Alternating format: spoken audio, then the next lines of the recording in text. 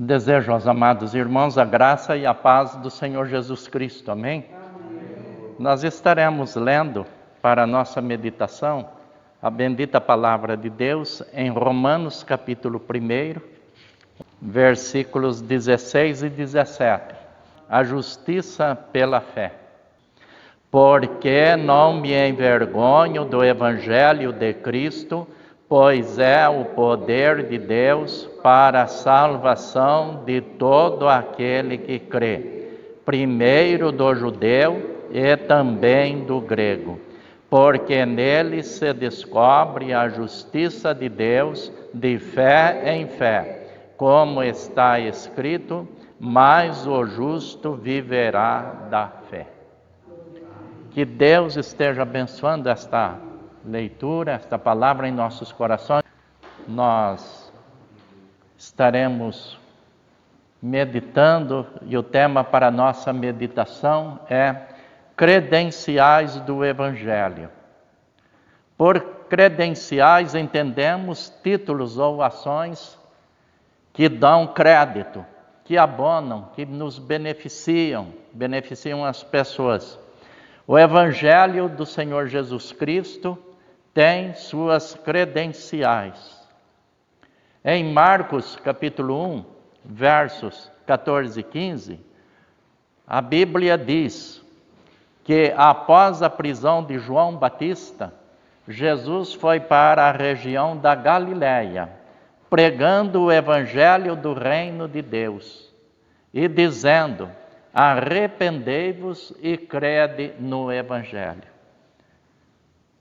O Evangelho é, então, uma mensagem que vem do coração de Deus para o nosso coração e ela nos aconselha a nos arrependermos dos nossos pecados e tomar nova direção para a nossa vida.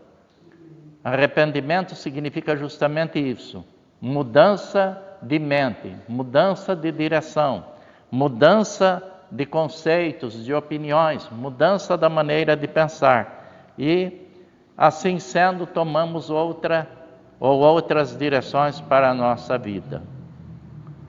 O Evangelho é o poder de Deus. Poder vem do grego dunamis.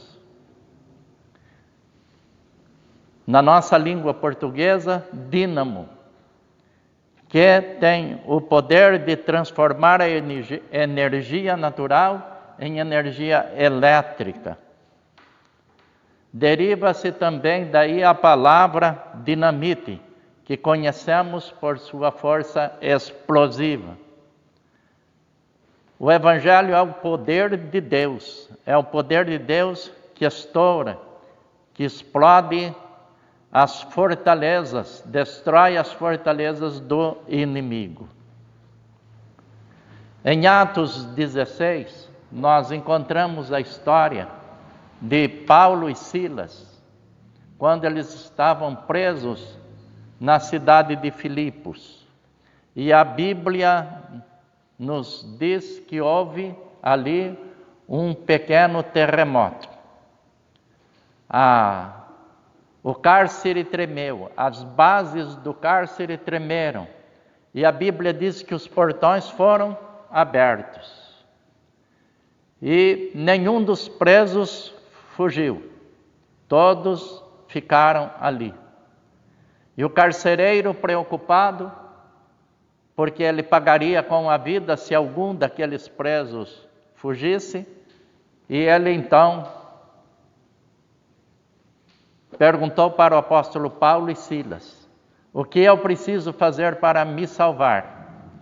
Porque ele viu que, embora os portões estivessem abertos, nenhum dos presos havia fugido. E ele viu que ali havia acontecido um milagre. A mão de Deus havia operado ali naquele momento. E antes dele fazer esta pergunta, ele tentou suicidar-se. Ele quis matar-se tirando sua espada. Mas o apóstolo Paulo disse a ele: não te faças nenhum mal. E aí então surgiu a pergunta: o que eu preciso fazer para ser salvo? E tem aquela resposta maravilhosa, magnífica do apóstolo Paulo, que até hoje nos traz vida, ela nos traz esclarecimentos em virtude dos dias que vivemos, que não são dias diferentes daqueles dias passados. Quando a resposta, eu digo, foi: crê no Senhor Jesus Cristo e será salvo, tu e a tua casa, você e a sua família. Então esta resposta, ainda hoje, ela fala profundamente ao nosso coração, porque nós conhecemos pessoas que trabalham conosco, que estudam conosco, enfim, elas convivem conosco em sociedade, e elas estão perguntando, ainda estão questionando: o que eu preciso fazer para ser salvo? Outros estão perguntando, com tantas denominações, com tantas religiões, qual a igreja certa? Qual a religião certa? Em que igreja eu devo participar? Eu devo ir? Mas a resposta está bem clara na resposta do servo de Deus: crê no Senhor Jesus Cristo e será salvo. E eu dou a seguinte orientação às pessoas: crê no Senhor Jesus Cristo, entregue a sua vida a Jesus Cristo e depois procure uma igreja para seguir Jesus, amar Jesus, viver para Jesus. Uma igreja onde você se sinta bem, uma igreja que pregue a palavra, uma igreja que evangeliza, que anuncia que Jesus Cristo é o único e todo suficiente Salvador. Porque nós vivemos dias onde as pessoas dizem: mas eu creio que Jesus Cristo é o Salvador.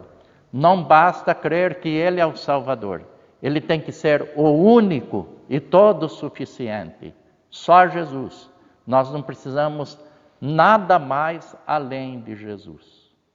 Então este é o Evangelho que ele causa mudanças, ele impacta nossas vidas pelo seu grande poder, porque ele é o poder de Deus para a nossa salvação, poder que liberta, poder que estoura as armadilhas. No Salmo 124, no versículo 7, recentemente nós pregamos sobre este Salmo 124, e no versículo 7 a Bíblia diz: a nossa alma escapou como laço, como o pássaro do laço dos passarinheiros. O laço quebrou-se e nós escapamos. Aí mais uma vez nós vemos aí o grande poder de Deus, porque o inimigo, ele tem as suas armadilhas, seus laços, e ele trabalha. Certa vez perguntaram-me: o inimigo é onisciente? Não, onisciente é só Deus. Os irmãos lembrem-se sempre desta verdade. Onisciente é Deus. A onisciência é um atributo de Deus, uma qualidade de Deus. Porque ai de nós se o inimigo conhecesse os nossos pensamentos. Mas quem conhece os nossos pensamentos e tem poder para penetrar nos nossos pensamentos e dirigir nossas vidas e cuidar de nós e direcionar os nossos caminhos, é só nosso Deus. Sabe por quê? Porque foi Ele que nos criou. Foi Ele que nos fez. Mas como o inimigo tenta as pessoas e trabalha? Em cima, em virtude da nossa natureza pecaminosa. Certa vez eu li um livro onde o autor diz, num dos tópicos: o inimigo conhece a tua bagagem. Ele conhece. Então, sendo conhecedor dos nossos pontos fracos, das nossas fragilidades, ele vai trabalhar para que coisas desagradáveis, tragédias, coisas muito ruins, venham acontecer conosco. Por quê? Por causa da nossa natureza pecaminosa. Mesmo convertidos a Jesus Cristo, nós continuamos neste mundo, nós continuamos vivendo neste corpo. E todos nós temos as nossas fragilidades, e o inimigo conhece. Então, a palavra de Deus, ela deve permear, encher nossas mentes. Por isso que precisamos nos alimentar da palavra. O Senhor Jesus disse que nem só de pão viverá o homem, mas de toda a palavra que sai da boca de Deus. Porque a palavra, ela serve como freio. A palavra de Deus, ela serve como orientação para que nós possamos corrigir, através do ensino da palavra, nossos erros, fortalecer através da palavra os nossos pontos fracos, nossas fragilidades. Então é através da palavra que eu sei, que eu aprendo que eu não devo furtar, que eu não devo mentir, que eu devo evitar a cobiça, a avareza, que eu devo honrar meus pais. É através da orientação que eu recebo da palavra que eu vou vencer as minhas fragilidades.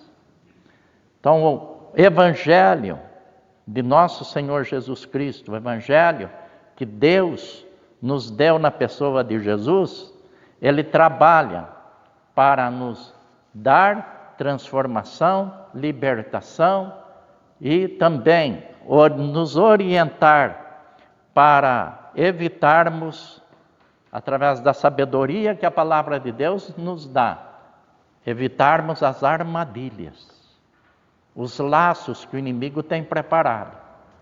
Quantas pessoas, amigos nossos, membros das nossas igrejas, nós todos estamos inseridos nesse contexto. Somos apanhados no laço. Caímos no laço. Mas quando nós oramos, buscamos a direção de Deus para nossas vidas, então o Senhor, a Bíblia está dizendo, o laço quebrou-se. Quebrou sozinho? Não. Alguém quebrou o laço, e esse alguém foi Deus, o nosso Deus. Então está aí bem claro, mais uma credencial do Evangelho, a nossa libertação. O Senhor trabalha operando libertação, salvação. Lá em Filipos aconteceu a libertação de Paulo e Silas, e aconteceu a salvação do carcereiro e toda a sua família.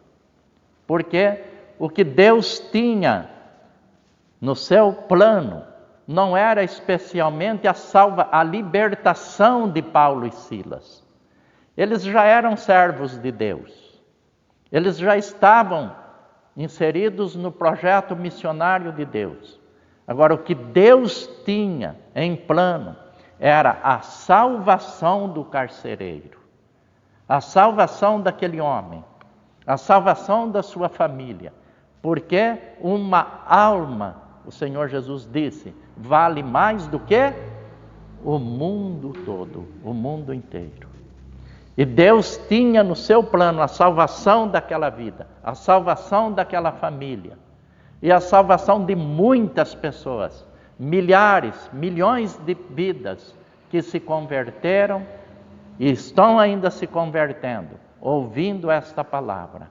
Crê no Senhor Jesus Cristo e serás salvo, você e a sua casa, você e a sua família. Este Evangelho, as credenciais do Evangelho, traz para nós a vida eterna, salvação da condenação eterna, da separação eterna de Deus. Esta salvação tem seus aspectos que abrangem nossas vidas em seu todo. Vida espiritual, vida psicológica, a vida emocional, a vida física, a vida social. Receber a salvação é receber o maior presente que um ser humano possa ou pode receber de Deus. É a maior bênção, porque a salvação ela é abrangente. Não é apenas a salvação da alma. A pessoa foi salva. Quando a pessoa entrega a vida a Jesus Cristo, ela muda em todos os sentidos, muda em todos os aspectos, muda a aparência, muda a saúde, porque os maus hábitos são deixados para trás. A pessoa, através do ensino da palavra, ela vai aprendendo. Se ela for pondo a palavra de Deus em prática, ela vai aprendendo o que realmente faz bem para a sua vida psicológica, para a sua vida física, para a sua vida espiritual. Ela vai aprendendo o que faz bem para a sua família. Ela evita o pecado, ela evita o desperdício, evita a perdição, porque são os desperdícios que nos conduzem à perdição. Às vezes a pessoa desperdiça dinheiro, às vezes as pessoas desperdiçam a saúde, passando noites em orgias, sem dormir, desperdiçando a saúde, desperdiçam-se os bens. Outros chegam ao ponto de desperdiçar tudo, desperdiça a família, desperdiça os bens, desperdiça a saúde, e depois ele quer o quê? Aí desperdiçou tudo, vai colher o quê? A perdição eterna. Mas o Evangelho, ele tem esse poder, ele é uma credencial de Deus, que vem para nos beneficiar, através do Senhor Jesus Cristo, para nos abençoar, para nos tirar daquele caminho de perdição, de desperdício, e transformar as nossas vidas, nos dando, então, a salvação eterna. E a salvação, ela, como eu já disse, ela é abrangente. Ela nos supre em todos os aspectos da existência. É uma salvação, é um evangelho democrático. A Bíblia está dizendo: eu não me envergonho do evangelho, porque é o poder de Deus para a salvação de quem? De todo aquele que crê. Olha aí, é para todas as pessoas, independente de raça, sexo, nível acadêmico, social. É a salvação que vem para todos, porque ela é o poder de Deus para a salvação de todo aquele que crê. Você crê? Mas é importante nós observarmos como eu estou crendo, como nós estamos crendo, porque é para a salvação de todo aquele que crê, de todo o seu coração, como nós temos crido, para todos os que creem, mas creem de todo o coração, que tem Jesus como único e todo suficiente Salvador, conforme já falamos. Este Evangelho não trata daquilo que o homem pode fazer por sua salvação. Este Evangelho que Deus nos deu na pessoa de Jesus, ele não trata esse assunto, esse aspecto que muitas pessoas creem. O que eu posso fazer pela minha salvação? Porque a salvação não é conquista humana. Salvação é presente que Deus dá.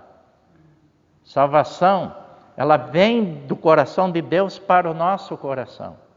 Então, o que eu preciso fazer? Aceitar o presente que Deus está me dando. Porque pela graça sois salvos por meio da fé. Vamos falar juntos?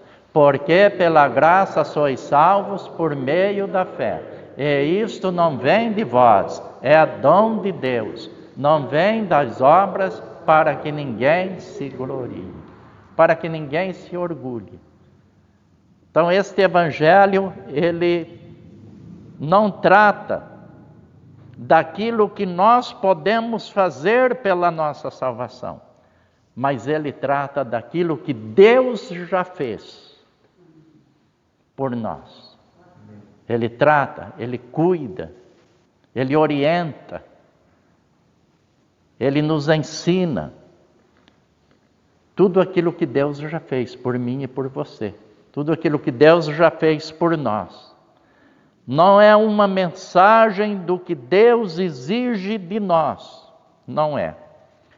Não é uma mensagem do que Deus exige dos homens. Mas é uma mensagem daquilo que Ele oferece. Então Ele nos oferece vida. Por esta razão, Jesus fez um magnífico convite lá, registrado em Mateus 11, 28. Vinde a mim. Mais uma vez está aí a democracia do Evangelho. Vinde a mim todos, todos, sem nenhuma discriminação. Todos os que estão cansados e oprimidos, e eu vos aliviarei. Magnífico convite do Senhor Jesus Cristo. Então, não é uma mensagem do que Deus exige, melhor dizendo, mas do que Deus nos oferece. E o que Ele nos oferece é perdão, graça, paz, esperança, tudo isso em Jesus Cristo, seu amado Filho. Nós vivemos dias onde nós estamos preocupadíssimos com os bens materiais. Domingo à noite eu falei sobre esse assunto. Estava lendo nos primeiros capítulos do livro de Eclesiastes. E nós vemos ali uma declaração profunda de Salomão, o grande rei de Israel. Eu digo grande porque na sua época a Bíblia diz que não houve e que nem depois haveria homem com tanta sabedoria como Salomão. Mas no capítulo 2 ele chega à conclusão que tudo não passa de aflição de espírito e de vaidade. No versículo 10 de Eclesiastes ele diz assim: e tudo quanto desejaram os meus olhos, não lhe neguei, nem privei o meu coração de alegria alguma, mas o meu coração se alegrou por todo o meu trabalho, e esta foi a minha porção e de todo o meu trabalho. Depois ele fala no versículo 11 e 12: e olhei eu para todas as obras que fizeram as minhas mãos, como também o trabalho que eu trabalhando tinha feito. E eis que tudo era vaidade e aflição de espírito, e que proveito nenhum havia debaixo do sol. Sabe por quê? Porque ele não colocou Deus em primeiro lugar na vida dele. Todos os bens que Deus nos outorga são bênçãos, se nós soubermos conviver com estes bens, colocando Deus em primeiro lugar nas nossas vidas. O Santo Evangelho de Jesus Cristo vem para nos abençoar, para nos salvar, nos libertar. São as credenciais, nos fazer bem-aventurados, felizes e mais do que felizes, desfrutando das bênçãos espirituais. Repito, perdão, graça, paz, misericórdia, esperança, humildade, amor, a fé, os valores que o dinheiro não pode comprar. Que Deus possa ter falado aos nossos corações. Amém? Vamos orar agradecendo a Deus por este momento? Bendito Deus, soberano Senhor, nós te glorificamos, ó Deus, pela tua santa palavra, pelo teu santo evangelho. Quantas vezes temos ouvido, ó Deus, a tua palavra? Quantas vezes, ó Deus, o Senhor já nos abençoou, nos concedendo a oportunidade de meditar na tua santa palavra. Mas que esta palavra possa, ó Deus, causar um impacto em nossas vidas. Assim como aconteceu, ó Deus, com o carcereiro lá de Filipos, com o apóstolo Paulo, Silas, que sentiram o grande milagre que o Senhor operou. Que o Senhor possa, ó Deus, também operar ainda milagres em nossos corações, nos libertando, ó Deus, dos laços, quebrando os laços que o inimigo das nossas almas arma, ó Deus, nos nossos caminhos. Que o Senhor possa nos dar sabedoria, que nós possamos, ó Deus, ter prazer em aprender a tua santa palavra. Senhor, nos auxilie com o teu Espírito Santo. Dá-nos, ó Deus, inteligência, sabedoria. Pai querido, salva vidas para a tua glória, para a tua honra, Senhor. E que nós possamos crer que Jesus Cristo é o único e todo suficiente Salvador. Que o teu santo evangelho é o teu grande poder atuando em nossas vidas. Nós oramos, ó Deus, no nome santo de Jesus. Amém, meu Deus.